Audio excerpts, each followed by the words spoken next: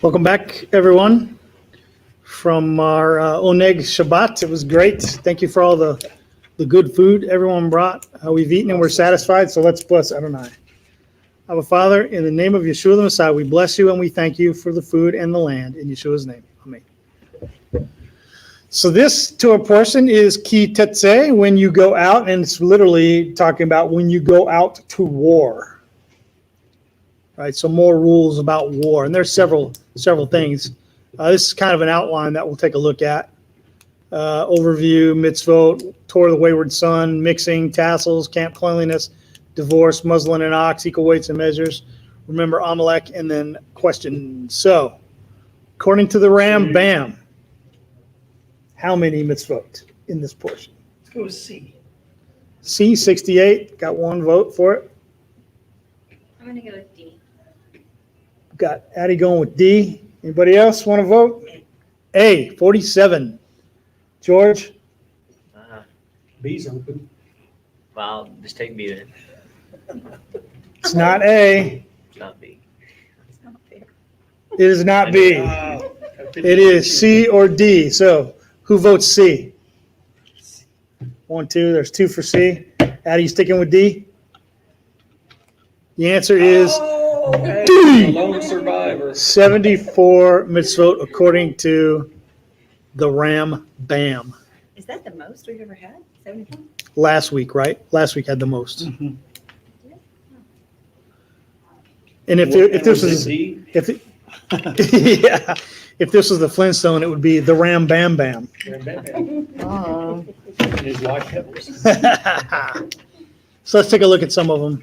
There's the overview we talked about. The Torah of captive women. Do not sell captive women into slavery. Do not enslave a captive woman. That seems kind of redundant there. Do not rebel against the order of your mother or father. Court must hang no stone for blasphemy or idolatry. Leave the body of an executed criminal hanging overnight. Do not do that. Bury the hanged transgressor on the day of the execution. The Torah of the lost property. Remember Jeremy Mason's wallet there. Do not ignore lost property. Do not leave a beast that has fallen down beneath its burden unaided. You must help it out. Assist in replacing the load upon a neighbor's beast. Women are not to wear a man's clothing or adornments. Men are not to wear women's clothing or adornments. Do not take a mother bird with the young. Release the mother bird before taking the nest. Make a guardrail around flat roofs. Doesn't actually say flat roofs, but it does make a guardrail. Do not cause the loss of human life through negligence. Do not sow grain or vegetables in a vineyard. I don't think that's what that says, but do not eat kilayim hakarim, which is grain or vegetables grown in a vineyard. Do not work animals of different species together. That's the ox and the donkey, right? Or ox and the mule. Do not wear shatnets, cloth woven of 2 with wool and linen. And they've taken that to be on to say don't wear cloth with 2 kinds of fabric in it. The defamer of his bride cannot divorce her. Impossible to do that. Who All says his that? days. Huh? Who says that? That's not rabbinic to say 2 kinds of. It's not rabbinic. It's Messianic. holier than thou messianic. Yeah, that's it. Yeah. Because, Absolutely. you really can't. Absolutely, that's where it came from. Holier than thou messianic. So, the death of the court shall hand down a sentence of death by stoning. Nobody else can do that except the court. Do not punish one who committed an offense under duress. The seducer must marry the maiden he has violated. The seducer is not allowed to divorce the woman he raped and compelled to marry. A eunuch shall not enter into the community. A mamzer shall not enter into the community. What's a mamzer? Someone born out of a union that could never be kadosh. You betcha. Someone born of a union that is not authorized by Torah. And could never be authorized. Could never be. Yep. Do not offer peace to Ammonites or Moabites. Do not prevent third generation Edomite from entering the community. Do not prevent a third generation Egyptian from entering the community. Someone who is tameh shall not enter the camp. reading that as tame. Oh, were you? Have a place outside the camp for sanitary purposes. Include a digging tool among your war implements. Do they still do that? They used to have that old shovel thing. Yeah, E-tool, entrenching tool. Yeah. Yeah, I'm pretty sure they still issue that out. Yeah. Yeah. Because they use it when they're out in the field in tactical simulators. They don't typically go and dig cat holes anymore, but they Field do. sanitation still exists. Yeah, field sanitation does exist. You're right. Do not surrender a slave who fled the land of Israel. It's like to the land of Israel. Yep. Right. That's what I meant. Do not wrong a slave who came to the land of Israel for refuge. Do not have sexual relations with a woman without a ketubah, which is a prenuptial agreement protecting the wife. Do not bring sacrifices of the hire of a harlot or the price of a dog. Do not borrow at interest. Do not borrow from the Gentile and loan to him at interest. Do not delay in paying vows or bringing obligatory or free will offerings. Fulfill what you have uttered as a vow. Fulfill what you have uttered as a vow. Doesn't necessarily have to say, hey, I vow to do this. But if you say you're going to do something, I swear to God, I'm going to do it. do everything you can to do it. Yeah. Yeah, here we go. A hired worker may eat of the unharvested produce in which he is working. Do not take anything away other than what you have eaten. Do not eat the unharvested produce other than when the work is finished on it. Torah of marriage, the divorce, to get.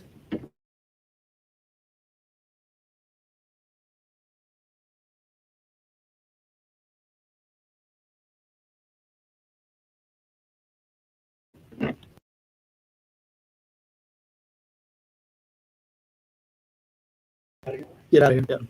That's the way to say it. Not be married. Like 2 slides back, the fugitive slaves.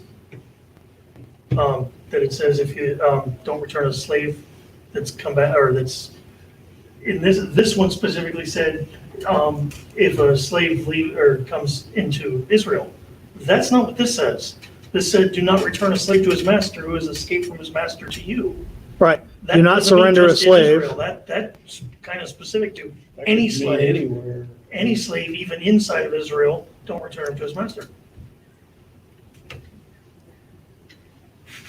They added to the land of Israel. And Well- that's not what it says. Well, Where is Israel when this command is to be carried out? They weren't in Israel yet. Right, but Right. where is it going to be carried out? In Israel, right? it was going to be carried out in Israel once they cross over and take the land.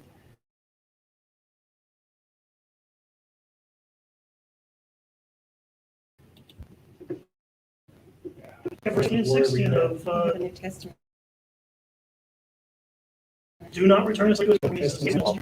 Let him among you wherever he wants within your gates. Do not mistreat him.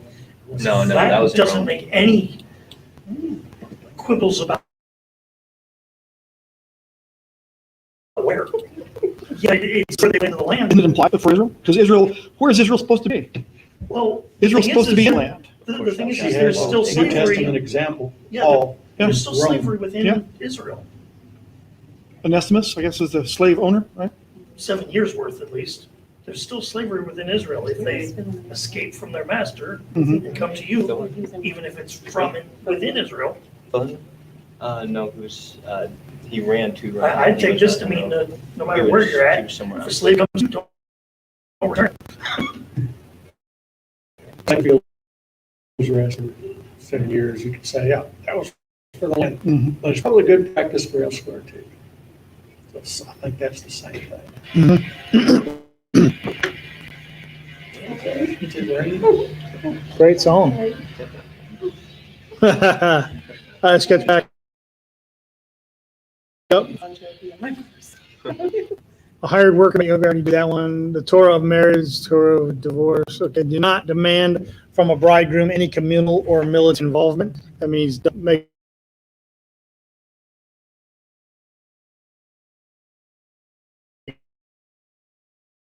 a guy who just got married, go to the army, go to war. Bridegroom shall put himself with his wife. as in pledge utensils needed for preparing food owner. Might be a typo on that. Do not remove signs of leprosy, impurity. Do not take a pledge from a debtor by force. Do not delay the return of the pledge to a poor owner when he needs it. Restore a pledge to a needy owner. Pay wages on the day they were earned. We don't do that here, do we? I did with my checks I hired every day. End of each check. Do you like that? Yes. Find that tough, man. Oh, did you say the wages? Back when I and the was- day they were earned? Back when I was irresponsible with money, I would find that tough because I wouldn't be able to save it every day Well, at until I least had you know enough to pay my you're gonna have rent. More in 24 hours. Yeah, that's it. Oh, I'll get more tomorrow. Oh man, I should have been saving some of that because now my rent's due, and I only got yesterday's wages left. That's really important. Though. I mean, it really still exists. I mean, it's still important because I remember one time my brothers, they had a crew working and they asked if I would make lunch for them every day and they would, pay me or whatever. And so it was really vitally that they paid me that day because I didn't have the money to make the next day's meal. Oh yeah. So I was like, wow, this is totally irrelevant today. We still have day laborers. Yeah, we do. Yeah, absolutely right. And I used to hire him when I was doing construction remodeling. I hire a guy for a day, pay him that day. My son does that sometimes. He'll go out and weld fences with a guy, and he gets paid that same day once he's done. This absolutely makes sense for somebody who's working Sure. day to day. And I have heard where some people say, well, all this really means is to be sure you pay them at the time that you agreed to pay them. Like I'll pay you every week, pay them every week. Don't come up and say, well, I'm a little short this week. Can you hold off till next week? Nope. Yeah. Do not receive testimony from litigants' close relatives. Do not pervert judgment of a convert or orphan. Do not take a pledge from a widow. Do not return to the forgotten sheaf. Do not return to take the forgotten sheaf. We talked about that, okay? Leave the forgotten sheaves for the proselyte, the orphan, and the widow. The proselyte. It's the same thing in the last slide. It's translating ger as Yeah. proselyte instead of foreigner or stranger. The court shall hand down a sentence of whipping. Court must not see the prescribed number of lashes. Do not muzzle an ox or other animals in its treading. Do not have sexual relations with a widow subject to Yabam. Perform the duty of the dead husband's brother. Torah of the Yabam. Torah of Chalitza. Remove one who refuses to perform the duty of a husband's brother. Save the pursued even by cost of the life of the pursuer. Do not keep false weights and measures. Always remember what Amalek did to the Hebrew people. Blot out the seed of Amalek. Do not forget Amalek's evil deeds and his ambush on the way. Before we go into the study, Lucia has a prayer request. Okay. She has to keep her aunt's daughter in prayer. Her name is Yvette, and she has stage 4 cancer. Oh man. So let's pray. Yeah. Avinu Malkeinu, our Father, our King Abba, we ask you to be healing Yvette, and that you be restoring her fully and completely, and there be no more trace of cancer or anything harmful like cancer in her body. We ask you to be doing this in the name of Yeshua HaMashiach. We thank you. Amen. Amen. All right. Lots of mitzvot. The Torah of the beautiful captive. When you go out to fight against your enemies, and Adonai your Elohim shall give them into your hand, you shall take them captive. You shall see among the captives a woman fair of form, and shall delight in her, and take her for your wife. You shall bring her to your house, to bring her home to your house. She shall shave her head and trim her nails, and put aside the mantle of her captivity, and shall dwell in your house, and mourn her father and mother a month of days. After that you shall go into her and be your husband, and she shall be your wife. And it shall be, if you're not pleased with her, You shall let her go at her desire, but you do not sell her at all for silver. Do not treat her harshly, since you have humbled her. So why is it permitted for Israelites to marry captives?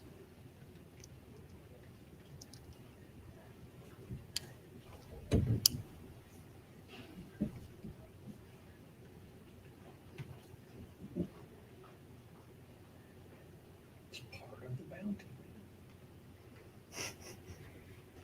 So they're the equivalent of any gold or whatever they might find along the plundering Well, and destruction.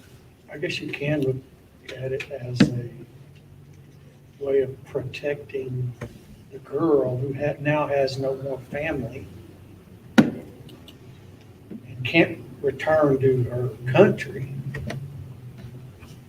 If you've gone to war against them and taken them captive, you've taken them away from their idols and stuff. You're now responsible You're now responsible. for their livelihood. Doesn't it seem though that didn't they say that you're supposed to kill every living thing inside the land of Canaan? Yeah, For certain ones, yeah, the definitely. countries that they attack that are close by. Yeah. Even animals. Now, of course, Everything. with Jericho, you didn't even get the silver or the gold there. You destroyed everything, or brought the gold and silver to the house of God. Following explanation is given in Talmud Bavli. The Torah spoke only with reference to the human desire to do evil, Yetzer hara, evil inclination there. It is better for the Israelite to eat meat of beasts about to die, but properly slaughtered, than the meat of dying animal that have perished on their own without slaughter.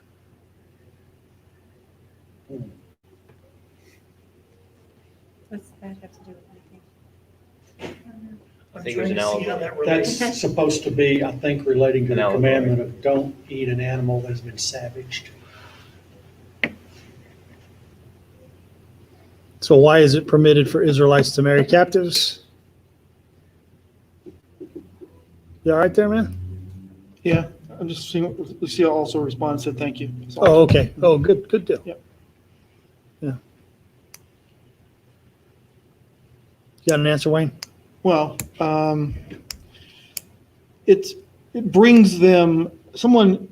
They could either the person who's allowed to live could either be a slave or be a wife, and it's in their interest after they've mourned and basically it's basically making them a convert to Israel after they've mourned the death of their parents. Oh, yeah, because the Israelites are only supposed to marry other Israelites if you convert her to Right. The other ones can't Judaism. convert Basically, in that that sense, would but make yeah. sense.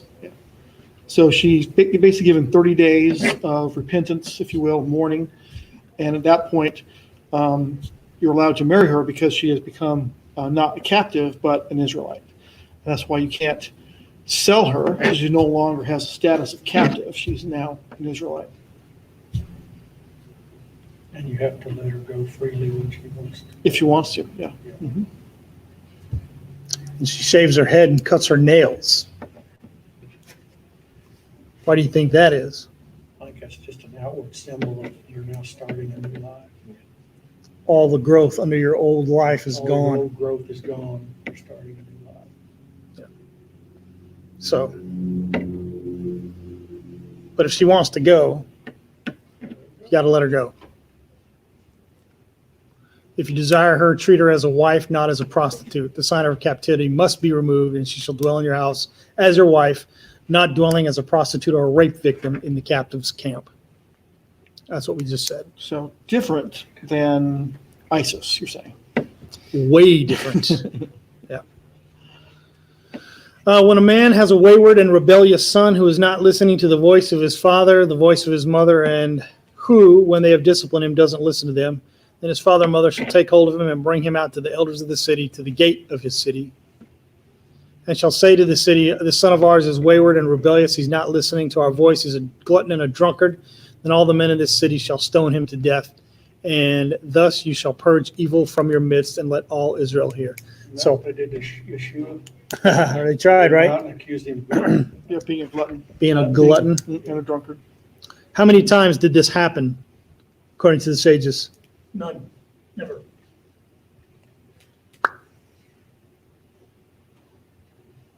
None.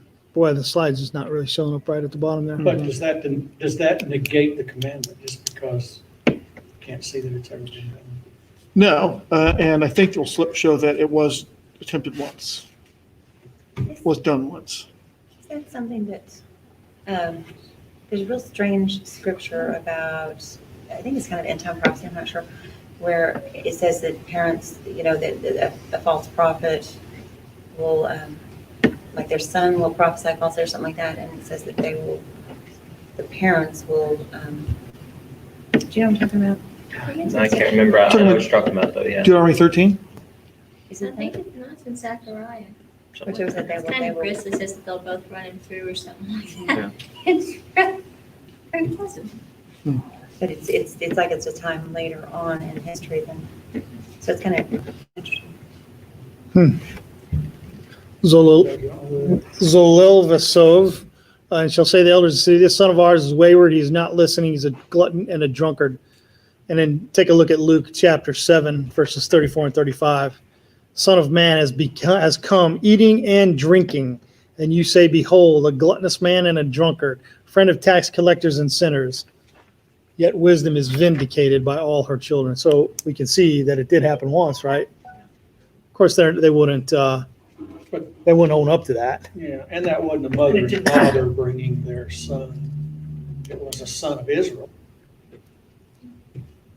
Well, I recall hearing from some Jewish source that I think that they said the rabbinic authorities say that that commandment wasn't carried out very often because you have to have both the testimony of the mother and the father against their child. And, Mama not going to do it. well, that's what they're saying, that you Because you can't, obviously have in a their bunch opinion, of most, sons doing this. you know. can't usually get two parents to both agree to something like that. Yeah.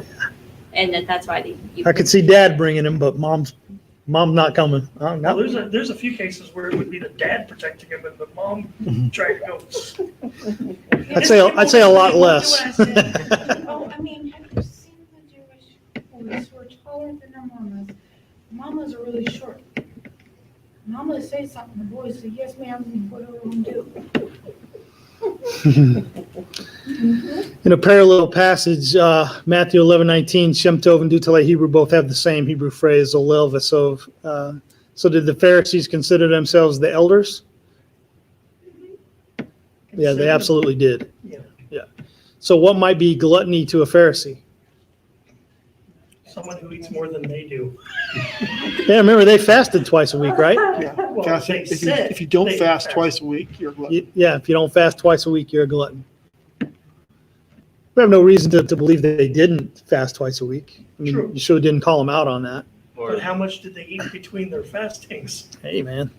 also was, I think he called out, was it the lawyers that he said that you put burdens on people that even you don't follow? Yeshua didn't die by stoning, but let's take a look at Devarim 21, verse 22 and 23. When a man has committed a sin worthy of death, he shall be put to death, and you shall hang him on a tree. Let his body not remain overnight on the tree, but you shall certainly bury him the same day. For he who is hanged is accursed of Elohim, so that you do not defile the land which Elohim is giving you. What was that, sir? I just wondered if it specifies on a tree. Well, the word is eitz, right? I don't know, that's what I'm asking. I don't have it up right now, but I can take a look. Okay. Yeah, I believe it is. It does say eitz, which is tree. It could be stake. It might not be eitz, but I thought it A lot of was places where it says hang, it's stake. on the stake. Well, let's see. I've seen both used depending on the translation That's what I'm talking about, what was in the New Testament. And Yeshua's body had to be buried by nightfall, which we know that it was. He became a curse for the people in order to cleanse them from their disobedience of the Torah, as it is written. Messiah redeemed us from the curse of the Torah, having become a curse for us. For it has been written, cursed is everyone who hangs upon a tree. And what did we say the curse of the Torah was? Death. It was in a couple Torah portions back, wasn't it? Well, death and disease and. It's the curses that come upon you for not keeping the Torah. Of course, the Torah is the Torah is a curse, but disobeying the Torah Death, is. Yeah, disease, the exactly. land not Mhm. producing, your animals are going to miscarry and all this other good stuff. When you come upon a bird's nest along the way in any tree on the ground with its young ones or a mother sitting on the young or eggs, do not take the mother with the young. Let the mother go without fail and take the young for yourself, so that it might be well with you, that you shall prolong your days. Our sages say that that is the least of the commandments, to shoo the mother bird off the nest so you can take the eggs. If you can't do that, you got some problems, right? In the case of a commandment easy to fulfill like that one, there's no monetary expense. Scripture says, do this in order that it should be good for you, that you should lengthen your days. Then how much greater is the reward or the fulfillment of the commandments, which are more difficult to observe or for which there's a monetary expense. That is a really easy commandment to keep. Not that any of us really go out looking for birds and their eggs, but I have seen quail nests and mama quail sitting on eggs before. I've seen turkeys sitting on eggs before. I see chickens sitting on eggs every day. If I found a nest with turkey eggs, I would definitely take those eggs. I've got an incubator that can handle turkey eggs. Yeah, except that it's against the law in Oklahoma to do that. You're kidding. No, you cannot molest a turkey nest. That is a law.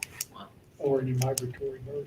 Or any migratory bird, yeah. You better not touch them, or you better not get caught. Did that, What's did that? that say there, on that slide, did it say, don't take the mother bird, period, or take either the mother or the nest, but not both? So what this set of scripture says, in this case, it says, let the mother go Yeah. and take the young for yourself. It doesn't say you can take the mother or you can take the young. Are you sure? In this one, it somewhere says, else, though? let the mother go. Yeah, didn't it say somewhere else? I was pretty sure it said somewhere else you could take either the mother or the eggs, but don't take both of them. If you take the mother, then The eggs are dead. Yeah, The baby chicks are dead, so. Yeah, But if you don't Go take the ahead. mother, you just take. Eights the is listing eggs. both 21, 22, and 23. Yeah, so do you get that? The word eights is listed in both. 22, 21, and 20, sorry, 21, 22, and 21, 23. So hanged on a tree. When Yeshua talked about the least of the commandments, wasn't it the one about tithing of mint, cumin, and Well, whatever? Maybe. these are the least of the commandments. Of these are the least of the commandments, something like that. I don't know, I just wondered if it was, if that was a, what do you call it? A lot of times he affirms Yeah. whatever the rabbis say, but a lot of times he doesn't.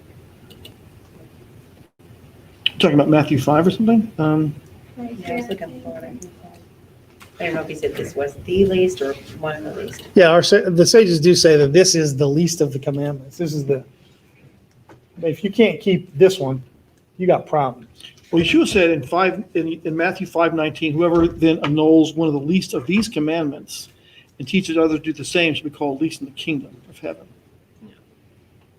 And previously he said, for truly I say to you, until heaven and earth pass away, not the smallest letter or stroke shall pass from the Torah until all is accomplished.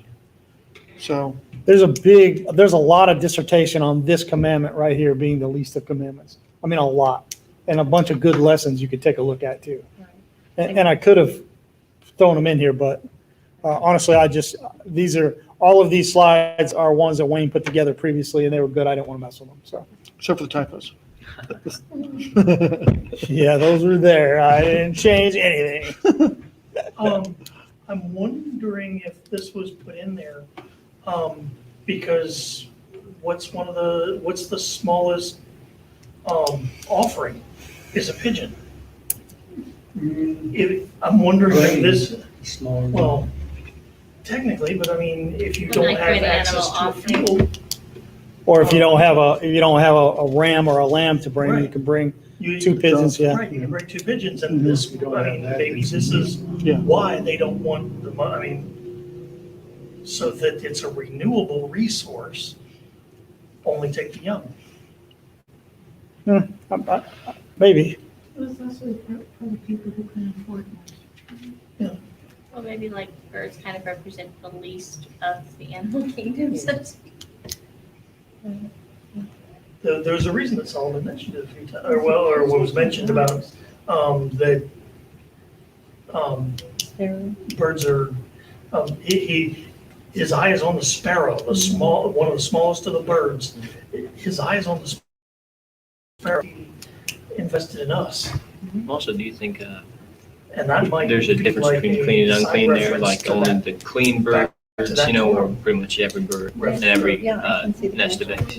Well, that's a good question. I would say it's probably clean birds, but because nobody's going to go after.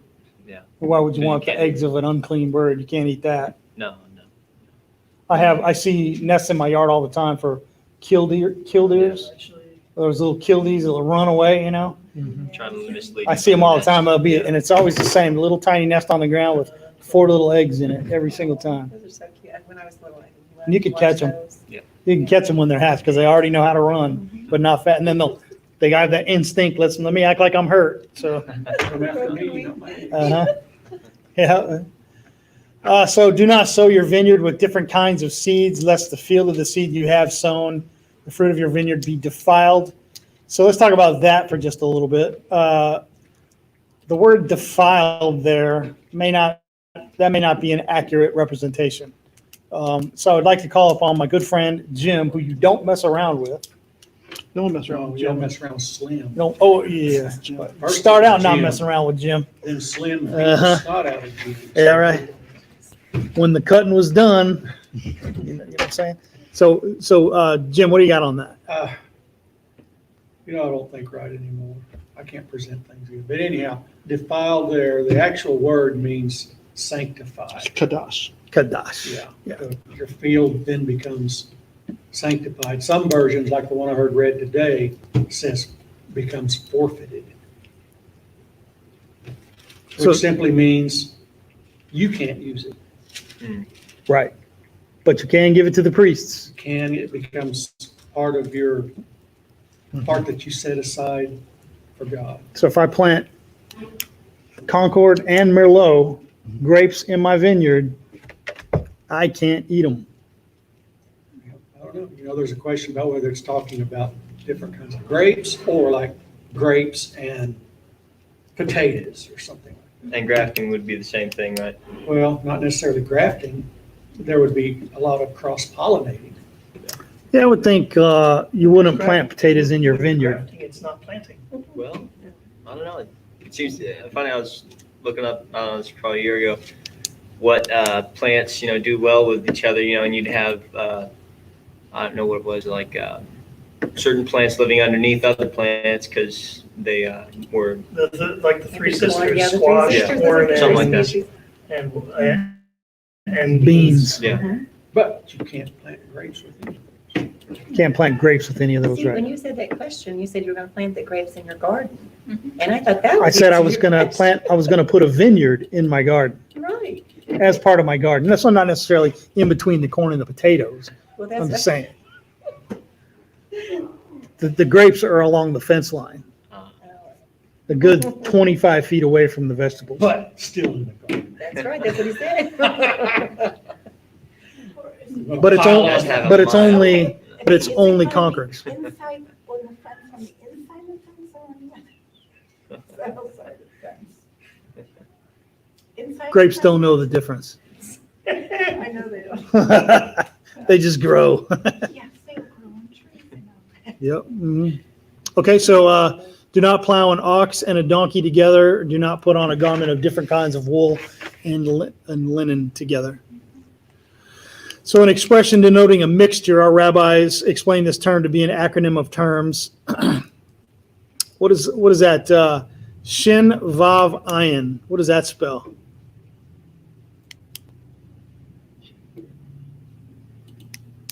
Shiva. Huh? What does that Shiva. spell, Wayne? Something like that. Shin Vav Ayin. Shiva. Shouldn't. Shebang. Shua? Shua. Rabbis explain the Torah prohibition of that applies only to materials combed, spun, and woven together. It is interesting that linsey woolsey is one of the most popular fabrics, though. What is it? Linsey woolsey. What's that? In the military, things a lot, and Linsey woolsey. linsey woolsey is one of the most popular fabrics of the, the colonial era. What was that? I've never heard of it. Is that Linen gabardine? and wool. Linen and Linsey wool woolsey. woven together? Gabardine? Oh, I never heard of Linsey woolsey before. wow. I've heard of Lindsay Lohan. Mom. Sorry. But- Apologize. I apologize. The way I see that was the two woven together is forbidden.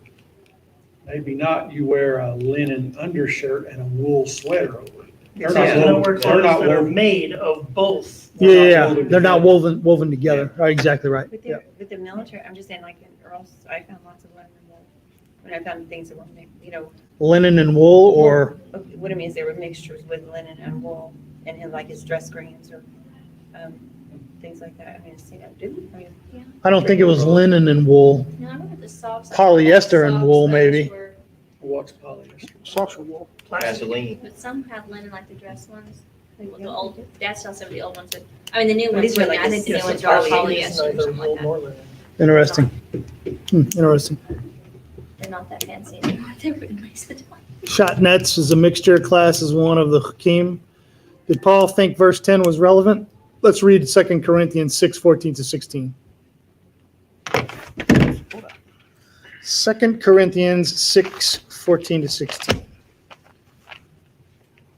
Oh, Corinthians comes after Romans. In your Bible. Genesis, Exodus, Corinthians. In yours too. 6. Oh, I'm trying to go to. Galatians, Isaiah, Jeremiah, Ephesians, Philippians. Somebody got it up? 6, 14-16 says, do not become unevenly yoked with unbelievers. For what partnership have righteousness with lawlessness? And what fellowship has light with darkness? And what agreement has Messiah with Belial? Or what part does a believer have with an unbeliever? And what union has the dwelling place of Elohim with idols? For you are a dwelling place of the living Elohim, as Elohim has said, I shall dwell in them and walk among them, and I shall be their Elohim, and they shall be my people. Let's read So the mixing part is mixing, 11:17-24 says, what I speak not according to the master, but as in foolishness, in this boldness of boasting. Since many boast according to the flesh, I shall too boast. For you, being wise, put up with fools gladly. For if you put up with it, anyone enslaves you, if anyone devours you, if anyone takes you, if anyone exalts himself, if anyone hits you in the face. Am I reading the same thing? No, that's not even the right thing. It should be in Romans right now. Romans 11. Romans 11 and not 2 Corinthians 11. 17 says, and some of the branches were broken off, and you, being a wild olive tree, have been grafted in among them, and came to share in the root and the fatness of the olive tree. Do not boast against the branches. If you boast, remember, you do not bear the root, but the root bears you. You shall say then, the branches were broken off, that I might be grafted in. Keep going. Good. By unbelief they were broken off, and you stand by belief. Do not be arrogant, but fear. For if Elohim did not spare the natural branches, he might not spare you either. See then kindness and sharpness of Elohim on those who fell the sharpness, but toward you the kindness. If you continue in his kindness, otherwise you shall be cut off. And they also, if they do not continue in unbelief, shall be grafted in, for Elohim is able to graft them in again. For if you were cut out of the olive tree, which is wild by nature, and were grafted in contrary to nature into a good olive tree, how much more shall these who are natural born branches be grafted into their own olive tree? Is Paul speaking of two different kinds of seeds? or only one kind of seed? There's a difference Still olive. between wild and cultivated. Actually, I heard a study done on the grafting process. When they take a wild olive branch and graft it into a cultivated olive, the cultivated olive and the branch they've added to it produce so many incredible olives, more so than just the straight cultivated tree ever did.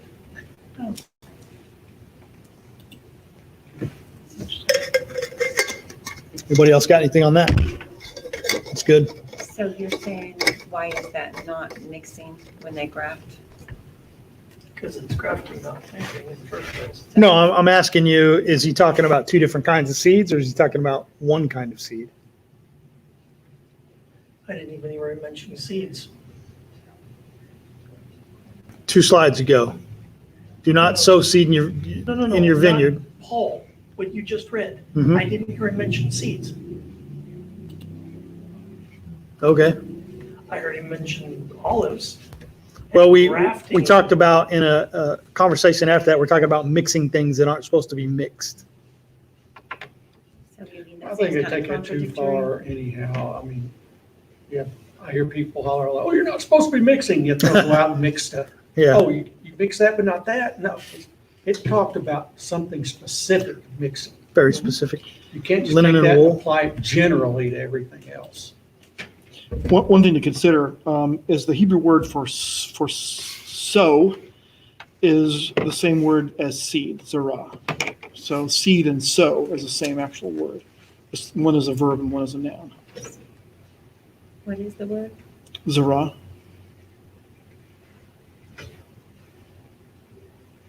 What In other about words, graft? Graft is a different word, I think. I don't know that graft is in the Hebrew text of the Bible, so I can't really say what that term is, but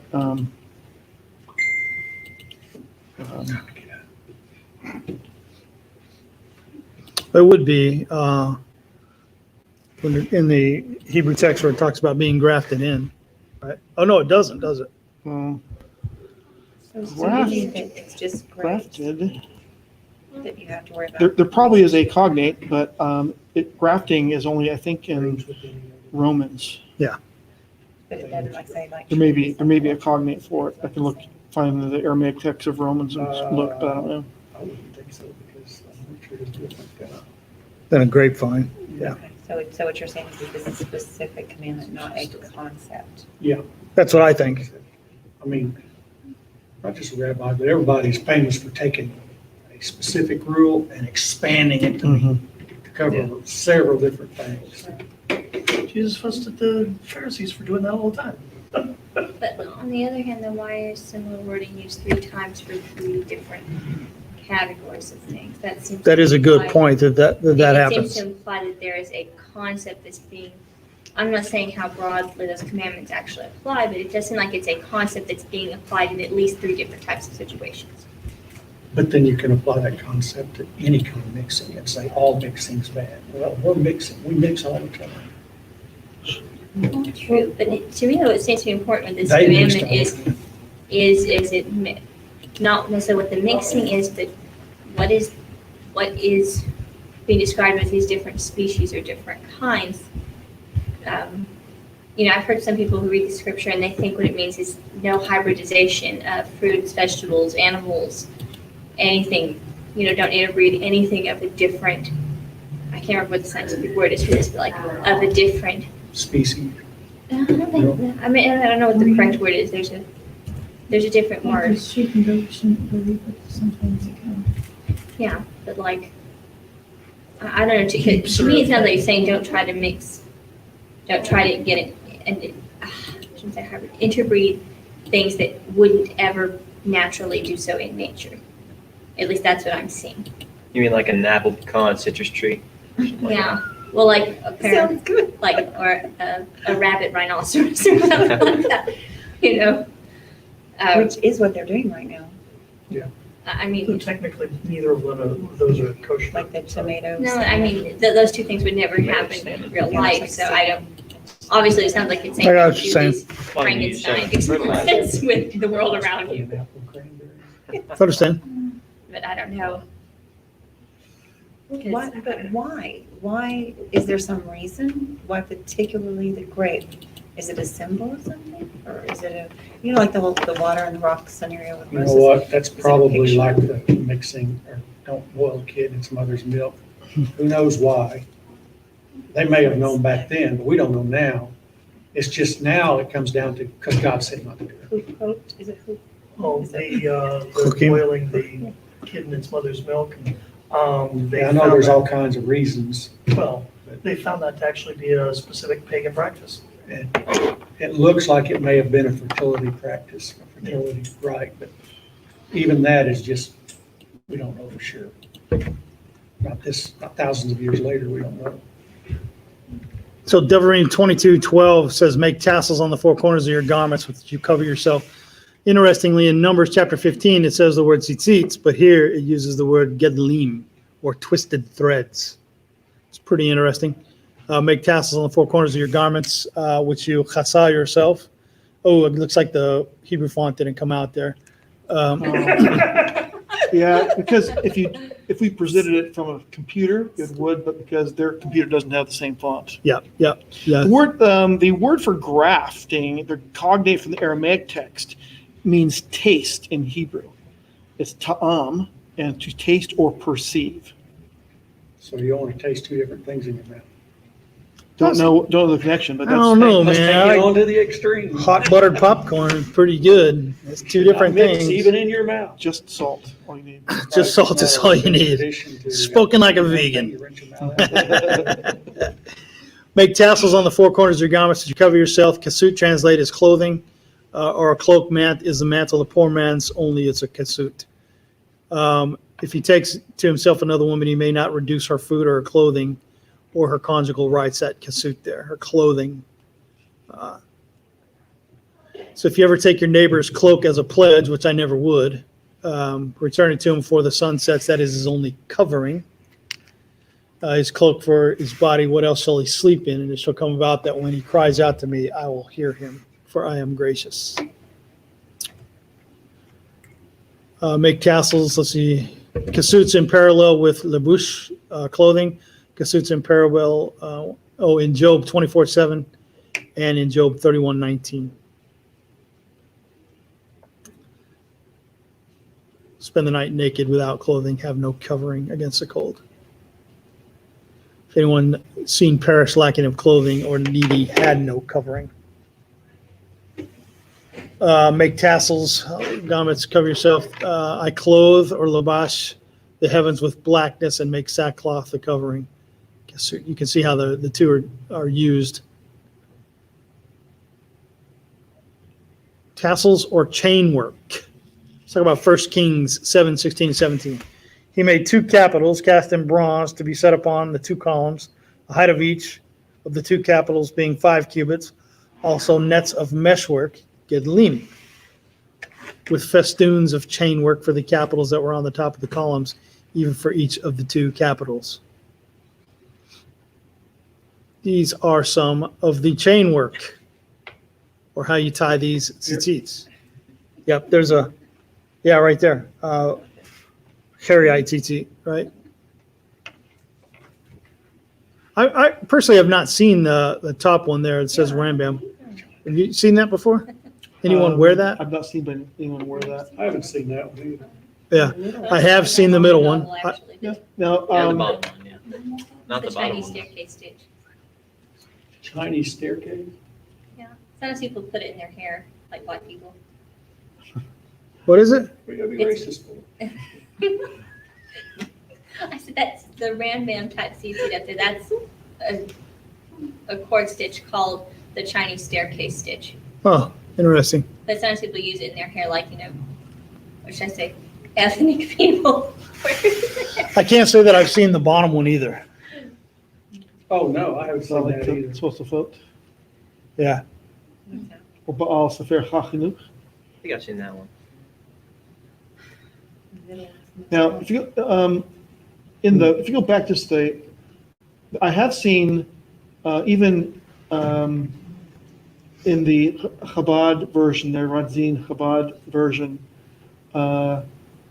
it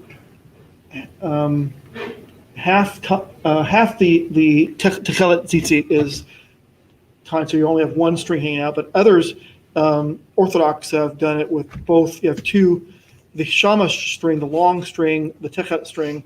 It's just one long tied, so Doubled over. It's doubled over, so it's So you not. got two hanging down at the. Yeah, two hanging down, but only one is hanging down lower, if that makes sense. The Yeah. Shamash side. And that's not just Messianic, but that's Orthodox as well. Sure. And the difference that Chabad thing there, you can see the knots. It's not just wrapped Yeah. in other places, and those knots really look really pretty because they kind of move around the blue band. It's really nice looking. Well, a lot of times there, when you're trying to do it yourself, your shamash is not long enough, and you end up with really short strings at the bottom. Untie it, because- retie it. I haven't had a problem when I was working on mine, because it literally said make it twice the length of any other string when you go to do it. Sure. Then there's some others there. You can see those knots. But that one, that Tosafot there, that's really something different. I'm not really. Artist's depiction of showing wreaths of chain work on Solomon's columns or Shlomo's clomos. I'm just kidding. Sorry. You can't have fun, right? Camp cleanliness. You are to have an area outside the camp to use as your latrine. You must include a trowel with your equipment. You relieve yourself. You are to dig a hole first, and then afterwards cover your excrement. Adonai your God moves about in your camp to rescue you and hand you over to enemies. Therefore, your camp must be a holy place, and you should not see anything indecent among you, or he will turn away from you. Isn't this referring to a military encampment? I would say yes, in my personal opinion, because the beginning of the Torah portion is when you go out to war against your enemies, right? This is a military application, but we also know from studying the Dead Sea Scrolls, the community at Qumran, if you were to be able to join that community, and you're going to serve for a certain amount of years with almost no food or whatever, one of the things that they make sure you have is a shovel, right? I remember reading that. Part of issue equipment, It's part of your BII. Paleo CIF. Yep, Paleo CIF. Only three of us know what that is. Okay. So the application for Sukkot, if Adonai is in the camp is to be set apart. Take a shovel with you. So we're going to bring shovels to the we got Impact latrines. Community Center? Yeah, we got latrines inside. You're right. So They are holes in the ground. the excrement ends up in a hole in the ground somewhere, right? Pond. Or far away from where you're at. When a man takes a wife and shall marry her, and it shall be if he finds no favor in his eyes, because he has found a matter of uncoveredness in her, he shall write her a certificate of divorce, put it in her hand, and send her out of his house. And if she left his house and went and became another man's wife, and the latter husband shall hate her and write her a certificate of divorce, the problem is with her.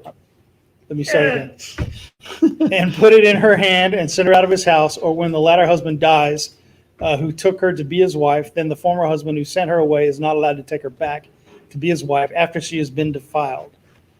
For that would be an abomination before Adonai. Do not bring sin on the land, which Elohim is giving you as an inheritance. Dispute over the meaning between Hallel and Shema. Can you explain that just a little bit, Wayne? Well, Erva, the nakedness. of the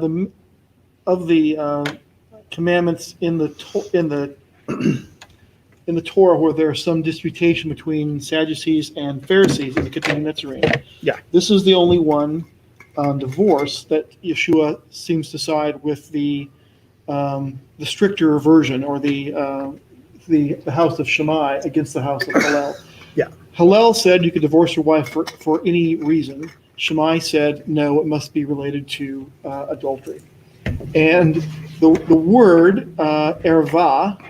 How did the ISR, would you go back to the slide? How did ISR translate it as defiled? No, that's not Tameh. Where's Erva? Go back in one more slide, verse 1 or 2. uncoveredness. I'm not even sure what that means, but the English would say nakedness is the direct translation of erva, and nakedness is directed. It would be, you know, you look at if you look in like a a listing of what the words can be translated as, indecency or indecent and nakedness all go together. And so erva, or uncoveredness, would mean not just any reason. It's not she burned my toast once too much, she's out of here. That's any reason. That's really kind of literally a Hillel argument or House of Hillel argument.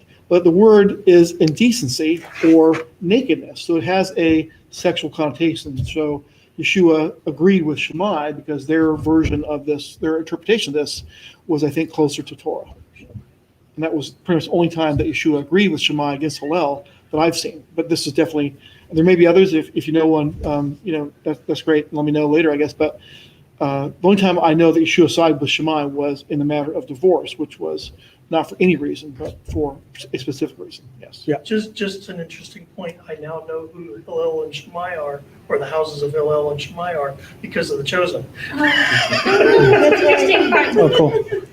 Well, we studied it in our, we went over it in depth in our Hebraic roots class last year. Yeah. But this happens all the time today. And I know several people that this very thing is done. Man and woman get divorced, and then they each go marry somebody else, and then they get divorced again, and then they get married to their former spouse again. Is it still an abominable thing? In I was God's thinking eyes. about Hosea and how, I don't know, I was gonna say David and Michael. yeah.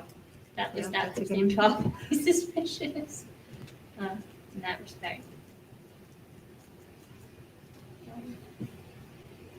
Something I don't really understand this, that why would somebody somebody living in the land with a Sanhedrin and all that, why would they divorce their wife over some type of suspected infidelity, but they wouldn't bring her in to do the sotah? Like, why would they not take her to court, or why wouldn't they, adultery was a capital offense in the land of Israel, so why would they just divorce her? It just seems kind of strange to me.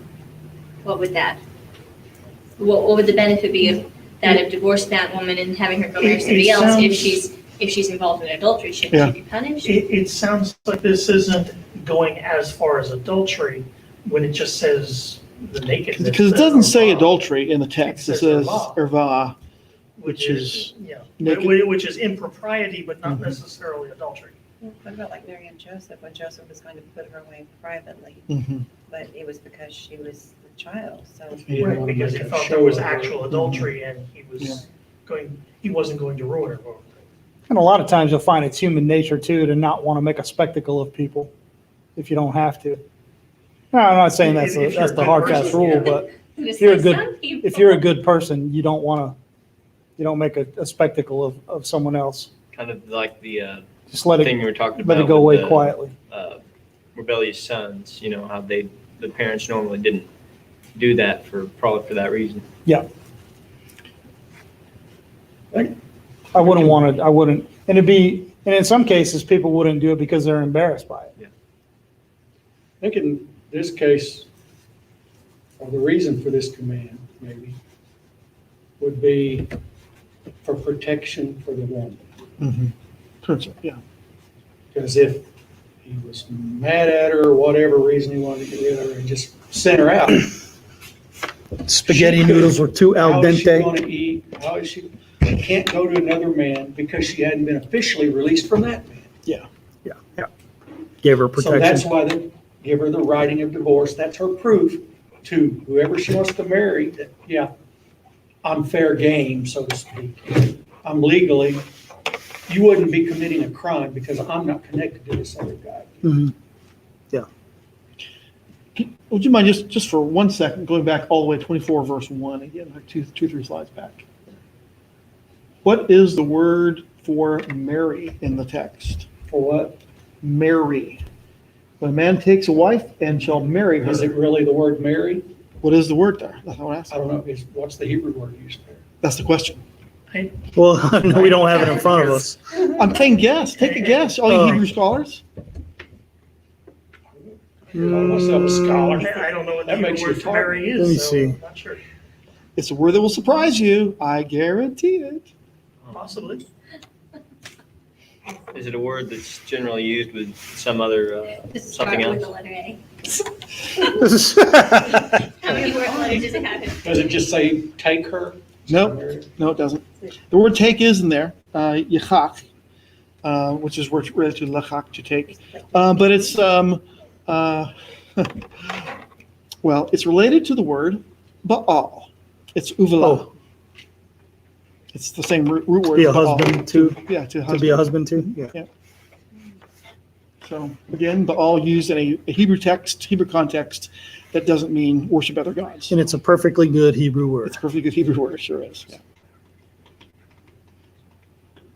Was Ephraim in the northern kingdom of Israel defiled or tame? Were They they? were wild. And they were tameh, I think. They went with many different gods.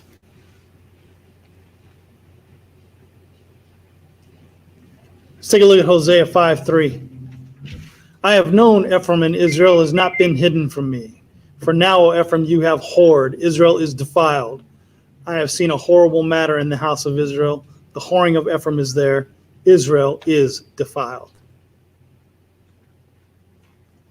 So the answer is yes.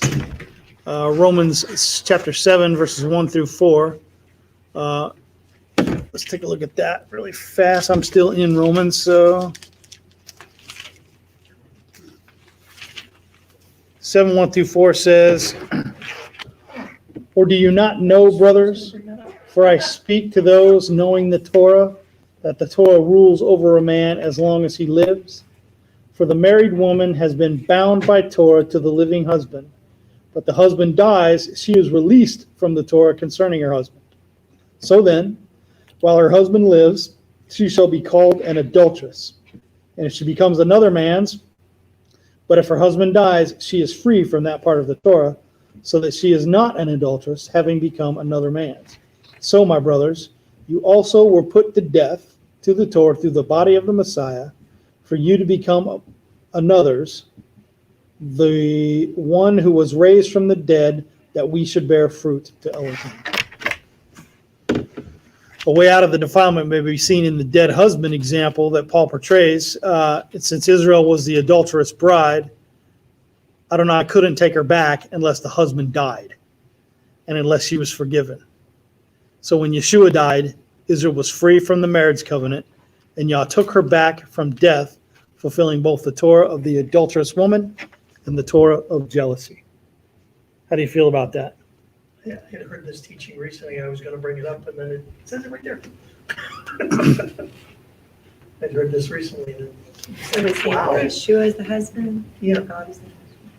Yeah, Yeshua is the husband, always was, and thus when the adulterous wife went astray. Now, perhaps a shortcoming of this was we never actually, as I've seen, we saw that Israel was defiled, but I don't know that we ever saw that she married another. I was going to say, I don't really see that. So Actually, I thought it's- there was this a is- place where it said she went out and among the other countries and but did they? I mean, that's the question is, did she actually marry another? I mean, she may have, but even this is really to say, even if Israel did marry another, because of Yeshua's death, she could marry again to the same person before her divorce. If Israel, Is that what? if Israel was what? Well, Okay, if we take it, like we were talking about a while ago, a woman is one man's wife. She leaves for whatever reason, becomes another man's wife. He gives her a writing divorce, becomes another man's wife. Does it say if that man dies, she can go back to the first one?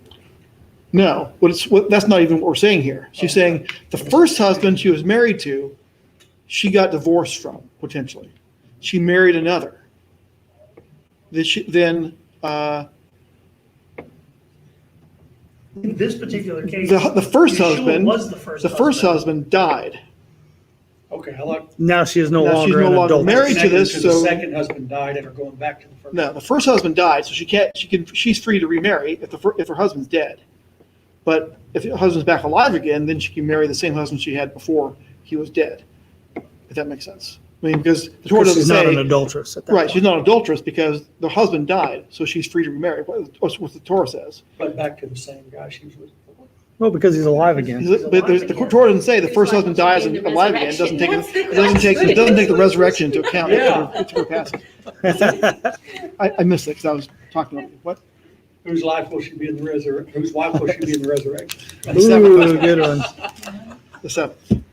Do not muzzle an ox while it is threshing. Paul believes this commandment is still valid and provides the application. 1 Timothy 5:17 through 19. Let's pull that up. 1 Timotheos 5:17 to 19 says this. People apply this to ministers. Let the elders who rule well be counted worthy of double respect, especially those who labor in the word teaching. For Scripture says, "You shall not muzzle an ox while it treads out the grain. The laborer is worthy of wages. Do not receive an accusation against an elder except from 2 or 3 witnesses." Then in 1 Corinthians 9, let's go back to that. 1 Corinthians 9, 7 through 10.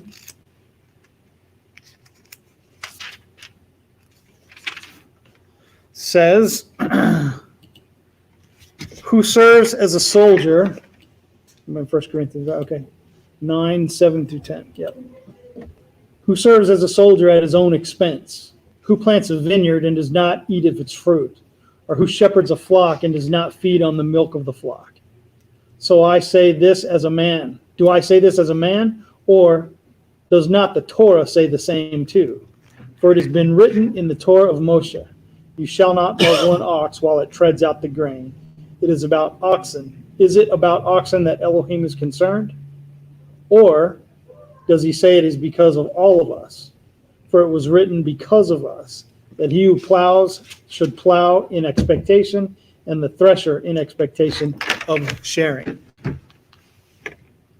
Paul believes that Torah commandment is still valid, at least during his time, and these are the equal weights and measures that he uses to say so. And that brings us to equal weights and measures.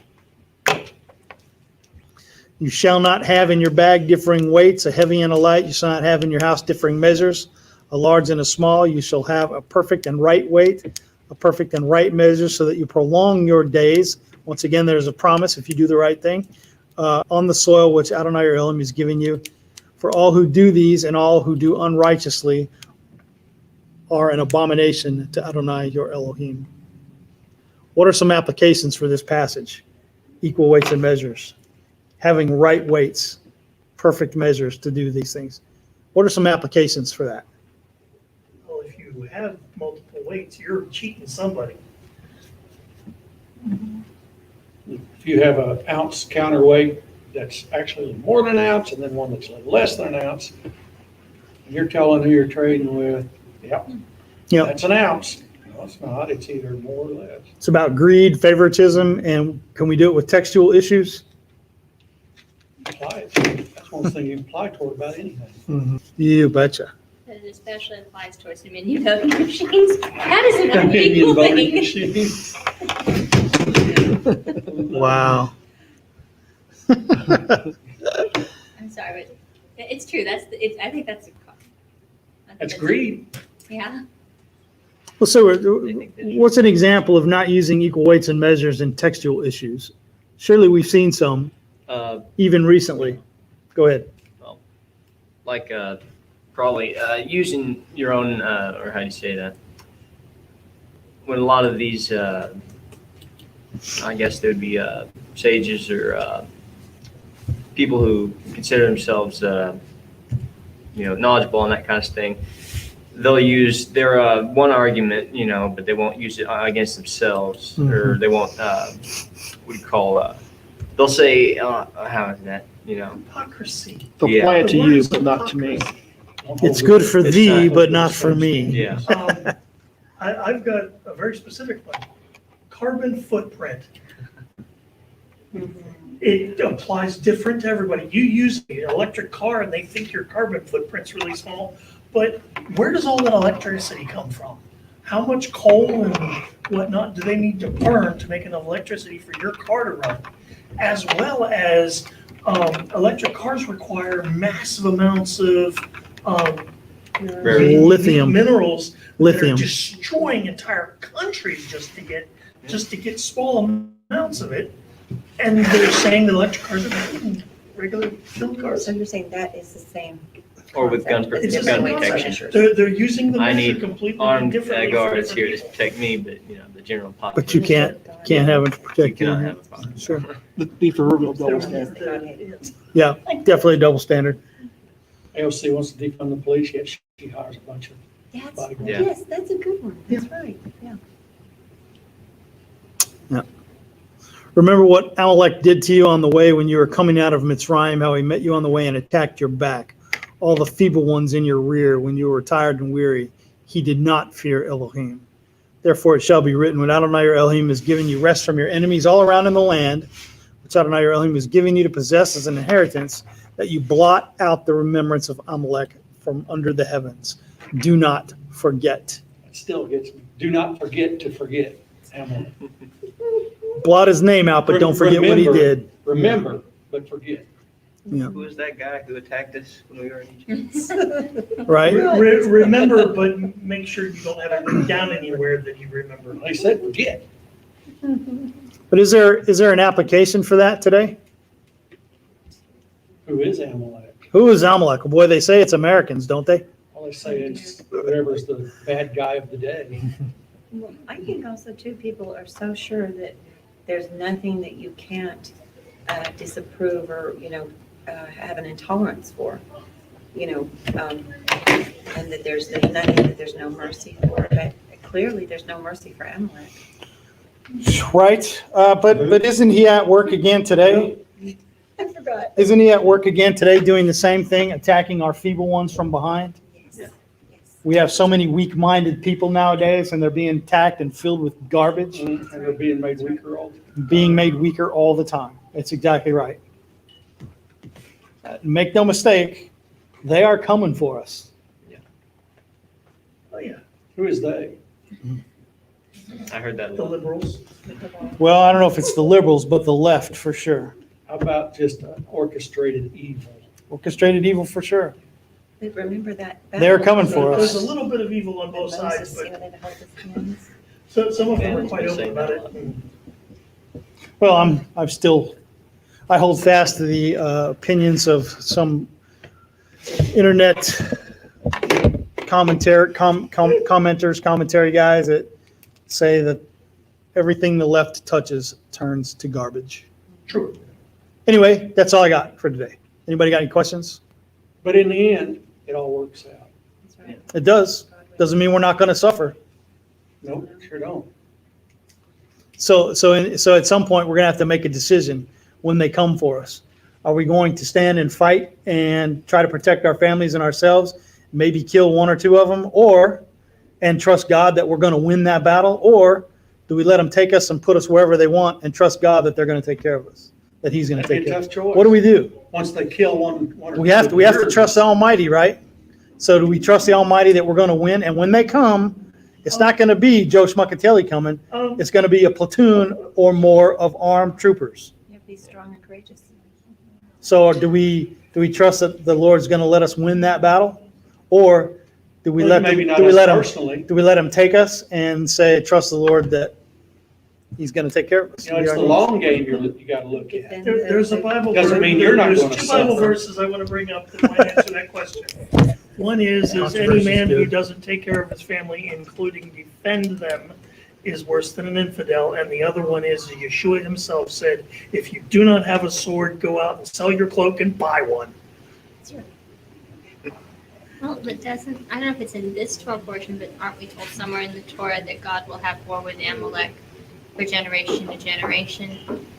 I mean, doesn't that kind of imply that they're, not like that there is a constant struggle and you're kind of commanded to struggle with it, or him or they, whoever they are, for a long time? Well, kind of like when Jesus was on top of the temple, are we going to trust God to not let our foot dash against the stones, or are we going to trust God to give us the strength to say no to jumping over in the first place? Good point. Amalek is still trying to attack us from the rear, though. Yeah. I guarantee. Well, that's it. Next week's Torah portion is Kisavo.